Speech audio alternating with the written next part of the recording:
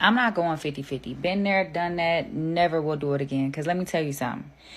You mean to tell me I still got to go to work, make money, pay 50% of the bills, then got to come home, cook dinner, take care of the kids, pick them up, drop them off at school, wash, fold clothes, grocery shop, suck and fuck whenever he feel like it, deal with his lies, listen to him snore, look at his receding hairline every night. 50-50. Bitch, this more like 80-20. 90-10. This why my girls be crashing the fuck out. God damn. How much can a bitch take? Never again. Plus, I feel like when a woman goes 50-50, it's a certain type of respect that she does not have for the man. It's like you don't really look at him as like a true provider. You feel me? Because you are providing right along with him. You providing even more, because as women we take on more of the responsibilities, you know, when it comes to housework and even when it comes to the kids. So when it comes to that 50-50 shit, I'm never doing it again. I'm gonna always still work and make my own money, but I'm not going 50-50. No reason 50-50 feels so complicated, and nobody admits it. Let's be honest, the whole 50-50 conversation isn't really about math. It's about meaning.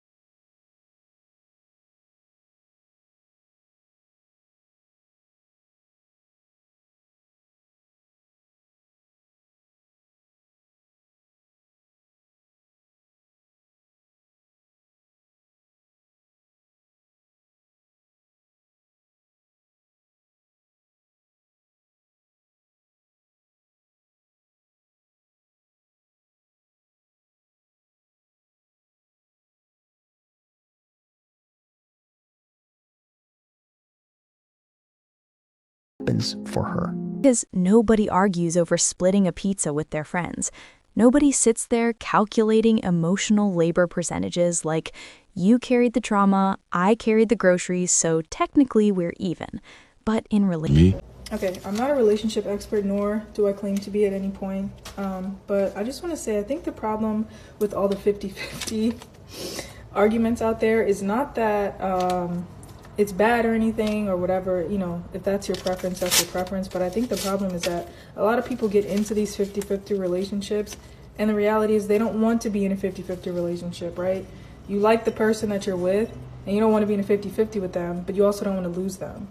That's where the problem is, because then you switch up on them, right? Because you're like, you know, after some time you start getting comfortable, and then you try to make them do more, pay more, etc. And they're like, wait a minute, this is not how we started, right? So it's kind of not fair to the man in that situation either, because again, you guys started the relationship on the premise that you were 50-50, and then you decided that you didn't like that, but you like him.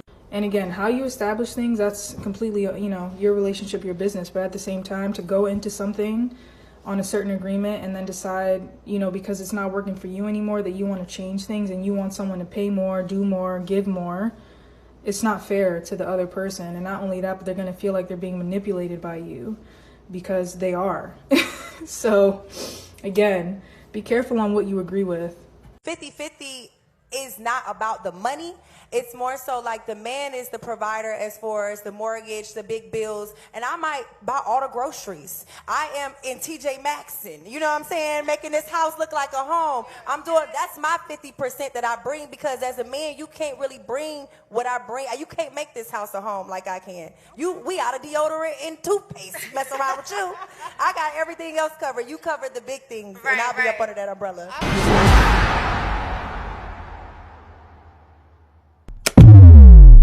Going 50-50 on a date is one of the fastest ways to ruin a relationship. And going 100-0 is also one of the fastest ways to ruin a relationship. How do I know this? I went on a date by accident with an influencer. Just hear me out, gang. So I swiped on this girl on Hinge, and she was using an alias name as we were talking, I found that out, and she was like, just follow me on Instagram. She had over 200,000 Instagram followers. And I was like, okay, word. We could still make it work. I don't care. 5'9" Latina, absolutely stunning, body of a goddess, but the soul of a demon, right? So I was like, okay, let's get pasta and wine. We'll go from there. It'll be a good vibe. Okay, gang. This is where the 50-50 thing comes in. So I get there, right? And I'm not one to be cheap, but in this economy, I am frugal. There's a difference. Hear me out. Ladies, guys, you know what I'm talking about. So we sit down, pasta and wine place. It's this place in Orange County. I'm not going to say the spot, but it was Wine Wednesdays. Wine Wednesdays, gang. So we sit down, and the waiter comes. We order a bottle. So you get a bottle, and another bottle comes free. So I was like, perfect. We get a bottle of wine, the pasta. We do appetizers, the whole thing, even dessert. They had baklava.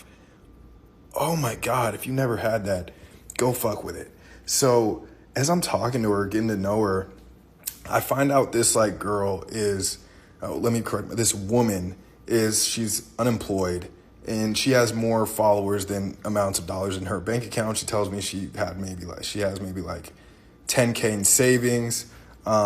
Relationships, suddenly everybody becomes an accountant. And here's the truth most people don't realize until later in life. The way you view providing changes when your life changes. When you're younger, broke, and trying to survive, 50-50 feels fair. It feels logical. It feels modern. It feels equal. Because survival is a team sport at that stage.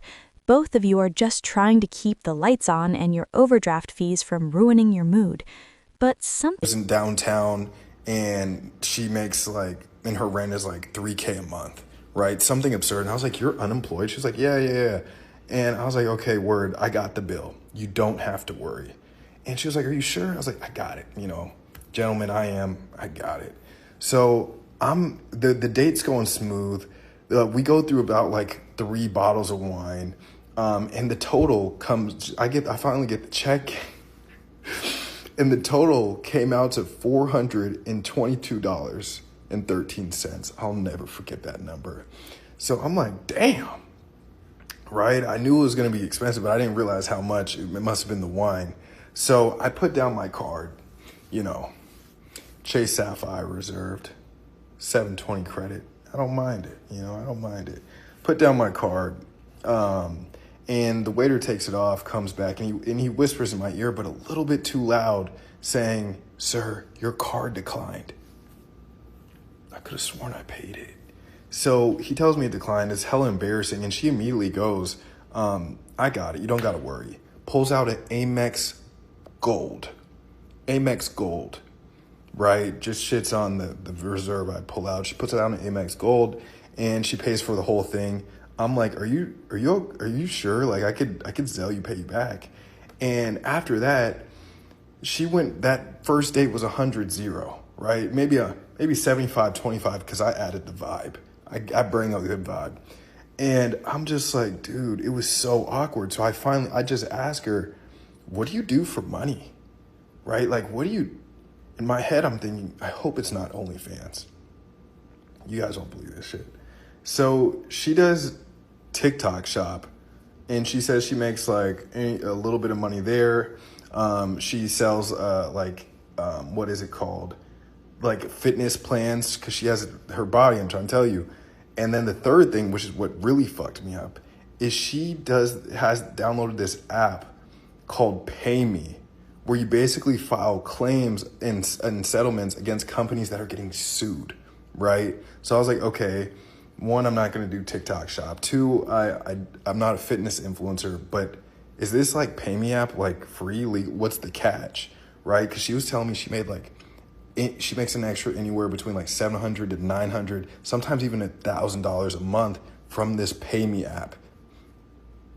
Guys, she tells me the most insane shit. She's like, yeah, the only catch is once you file your claim against these companies, it takes 1 or 2 months to kick in, and then you'll start to see deposits into your account. So I download it, right? I download this app, do a few settlements against file a few claims against like Coinbase and what was the other one? Epic Games for Fortnite. Give me with the skins and shit. So I file it, gang.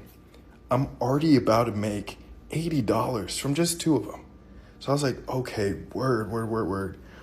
Turns out she never texted me back, but I got that info, right? That's what I'm saying. Going 50-50 won't work. You have to go 100-0 as a man, not on the other side of the spectrum. Keep it a buck with y'all, gang.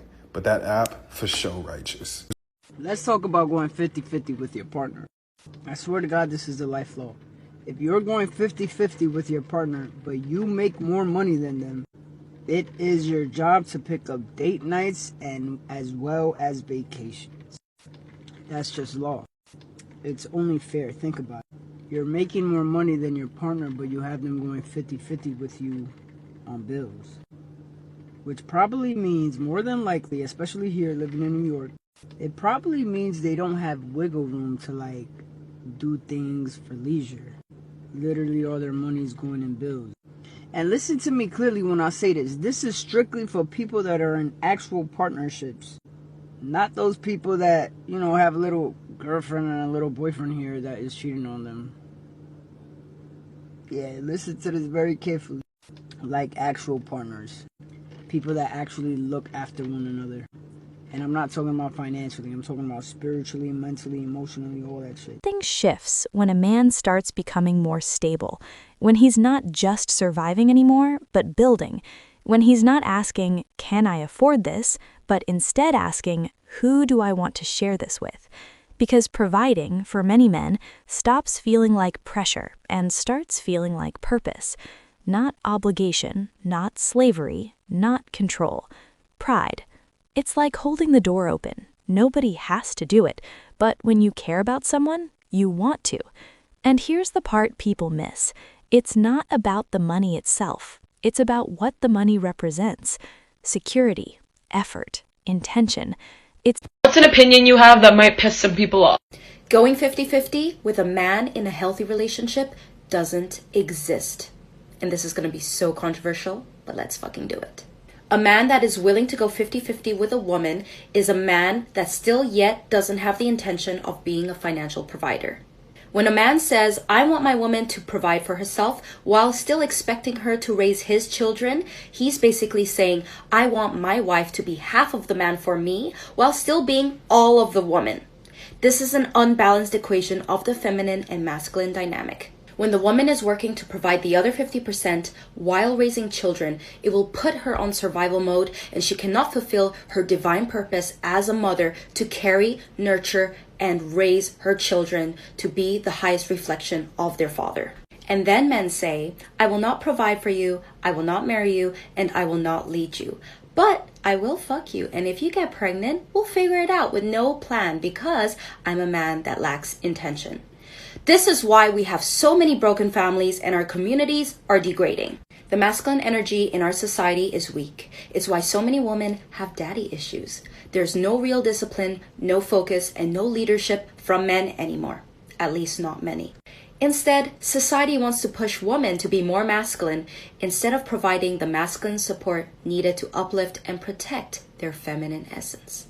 A lot of men feel like women have a problem going 50-50 on the bills. They say it make me a roommate. That's not the case. I don't think modern women have a problem going 50-50 on the bill. They have a problem with going 50-50 on the bills, but they don't get 50% of the say. 50% of now you cooking for her. You cleaning for her. You taking the kids 50% of the time. The problem is when you agree to get into this 50-50 relationship when it comes to financially, that's all you consider. That's what a lot of modern women have a problem with. You go ghost when it's time for me to get 50-50 in other things. You acting like you too much of a man to pick up a mop, to load the dishwasher, to help with the homework. But yet you ain't too much of a man to accept the half of a rent payment that I give you to our mortgage. That's the problem that a lot of modern women are facing today. He's going to say, well, I mow the grass and I clean the gutters, things that happen once a week. But I tell you, the diapers need changing every day. Saying, I've got you. You can relax. You don't have to carry everything alone. Because life is heavy. Work is heavy. Existing is heavy. And when someone chooses to carry more of that weight voluntarily, it hits differently. But, and this is important, providing isn't just financial. Because no man wants to feel like an ATM with a heartbeat. He wants appreciation, peace, loyalty, support, the feeling that he's not just being used for resources, but valued as a person. It's a two-way exchange, not of money, but of energy. And here's where things get uncomfortable. Some men say they want to provide, but only when it's convenient. Some women say they want a provider, but only bring presence, not partnership. And both sides end up disappointed. Having a man pay for everything doesn't make you trapped, it makes you smart. Because if you're still working, you're saving all of your money. And I love how women who go 50-50, and again, you want to go 50-50, that's your prerogative. Go team, okay? But women who go 50-50, they're not suddenly fiscally responsible. They don't just save that extra money. They overextend themselves. They get involved in apartment leases that they can't afford because they're accounting for his income and theirs. They can't afford that apartment by themselves. They overextend on their cars because they factor in the fact that they have a roommate paying half their rent. If women were factoring in finances as if they were living alone, then yes, they would be better off. But the 50-50 women are still living paycheck to paycheck. So this argument that women who are having men support them or having men pay their bills, that they're trapped due to finances, that is a small percentage of the time situation. But women who go 50-50 are trapped too, financially and emotionally. Like, stop. Because real provision isn't about impressing strangers. It's about investing in someone who makes your life better, calmer, and more meaningful. And real partnership isn't about keeping score. It's about building something where both people feel safe, valued, and respected. Not everything can be split evenly. Some seasons, one person carries more financially. Other seasons, the other person carries more emotionally. Sometimes one person believes more when the other person is tired. That's real balance. Not 50-50 every day, but 100-100 in commitment. Because the strongest relationships aren't built on perfect equality. They're built on mutual intention, where nobody is forced to give, but both people genuinely want to. And that changes everything.